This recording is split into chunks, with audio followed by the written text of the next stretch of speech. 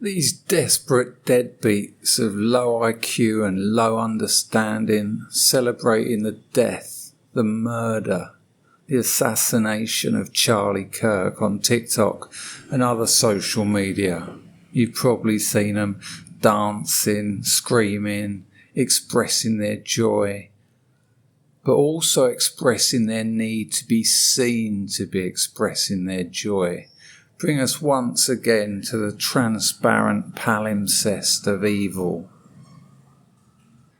Their hate-filled flailing attempts to project a spiteful desire for 15 seconds of fame, 15 seconds being the disposable edgelords of an ideology that, far from defining them, actually only defines their miserable lack in a world that doesn't require them, for they have nothing else to offer. The singing and dancing looks childish, tasteless, cruel, cringe, essentially pathetic. But just below the surface, a deeper, more profound and telling psychological machinery is at work. Freud spoke of the death drive. Human beings don't just create, produce and love, embodied by the figure of Eros. They also destroy, hate, kill, embodied by the figure of Thanatos. And just as the drive to love, create and produce seeks its targets, so do those destructive energies. In healthy societies, in healthy people, there are ways of mediating and sublimating these drives. Art, sport, ritual, even ironically debate. Channels that give aggression a place to breathe. Think the Dionysian festivals in ancient Greece, ecstatic release, wild theatre, drunken abandon. Think of the European festival traditions of the late Middle Ages and Renaissance, so eloquently described by Mikhail Bakhtin in Rabelais and His World, specifically the chapter Rabelais in the History of Laughter. Bakhtin explains that these were not just entertainments, but a profound communal second life of the people. They temporarily suspended hierarchies, privileges and official seriousness. Everyone could laugh at kings, priests, even God. And that laughter wasn't frivolous, it was regenerative. The Dionysian festivals and Bakhtin's European carnivals, these spaces to let Thanatos breathe. They could not be more different from the social media glee and transparent failed attempts to convey celebration we see after the assassination of Charlie Kirk. The former were collective, symbolic, deeply rooted in history and culture. The latter are individualistic, shallow and attention-seeking, a private skirmish with one's own insecurities. And of course, with the slightest application of critical thinking, is totally unconvincing. There's no depth, no cohesion, no cultural force. Just a collection of life's losers, united under the couldn't be further apart brand of whatever social media they've chosen to sell their wares, performing at a superficial level the emotionally and intellectually immature posturing of adult babies, the kind of behaviour you might forgive in a 4-year-old because you assume they'll soon learn better. Bakhtin's carnival released repressed impulses in a way the group can metabolise. It transformed aggression into laughter, chaos into renewal. But these spine-loosening cringe-fest dances and hate-filled chuckles do quite the opposite. They are failed sublimations by failed subhumans. They show the ego trying and failing to disguise the unconscious aggression and destruction as joy. The subject performs victory, yet nothing has been won. They perform pleasure, but at the cost of a further hollowing of their already hollow being. For what leaks out of the many gaps in their cut and paste identities stitched together from buzzwords, slogans and inherited pseudo-political phrases, is fragility. Instead of producing community, they reveal isolation. Instead of generating strength, they broadcast weakness. A parody of ritual, a parody of joy, and ultimately a parody of self. It's simple and banal displacement.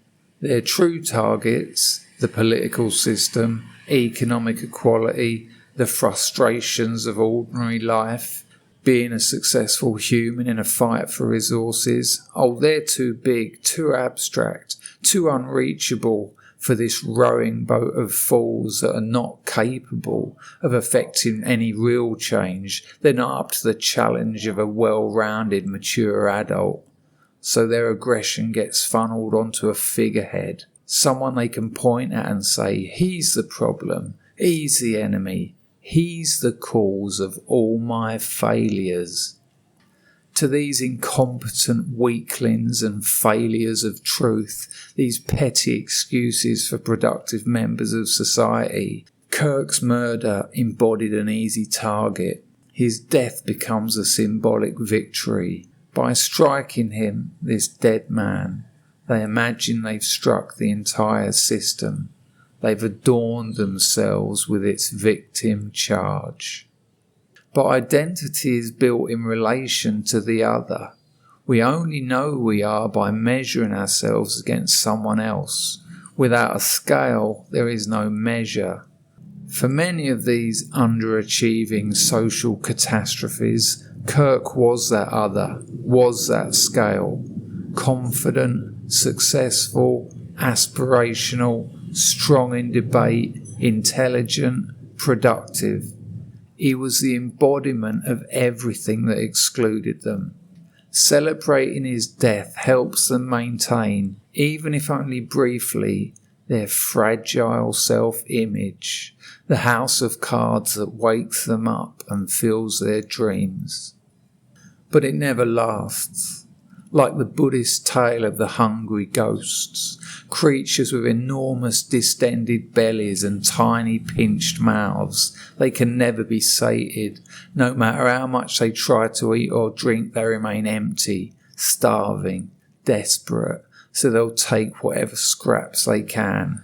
A cruel dig at a dead man's family, a TikTok dance, a fleeting hit of online approval. However hateful, however inhumane, they'll make it and they'll take it if it gives them even a second's relief from the gnawing sense of lack that defines them. We know, we feel almost universally not to rejoice in death, but it's worth remembering that not all cultures treat death this way.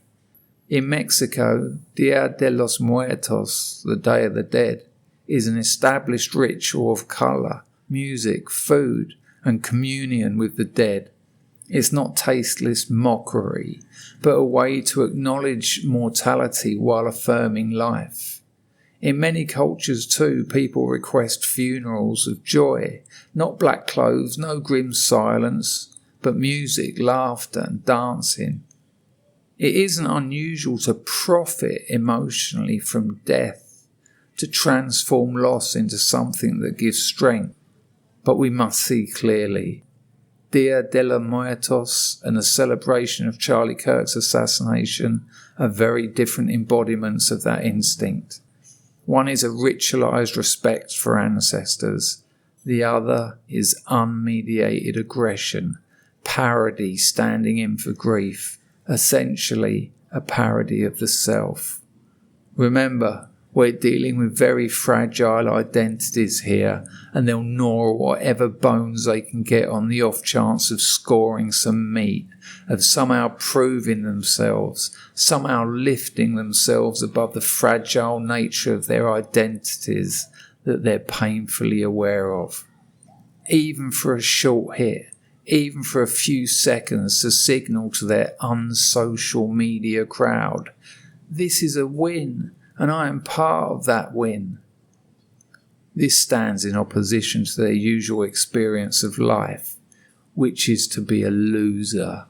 Losers sexually, losers socially, losers intellectually, losers professionally, and losers aesthetically. I'm reminded of the British poet Stevie Smith's 1957 poem, Not Waving But Drowning. A man drowning in the sea and waving his arms for help is confused as someone larking about, rather than signalling distress. Line 5 suggests that the man always loved larking, which causes his cries for help to be discounted. And there's something of that here. These celebratory videos are in part distress signals, but the ego disguises them as joy. That's projection. The video maker projects their inner state, fragility, failure, envy, despair. It projects it outwards as if it were a performance of strength and of triumph. But on a symbolic level, what they really broadcast is, look at my weakness, witness my failure, the manic smile, the overacted dance, the brittle laughter, all read as a parody of joy. They're not celebrating, they are drowning. Their hostility towards Kirk is a mirror of their own hostility towards themselves. By presenting their misery as victory, they protect the ego from collapse. But the cracks show, the projection betrays them.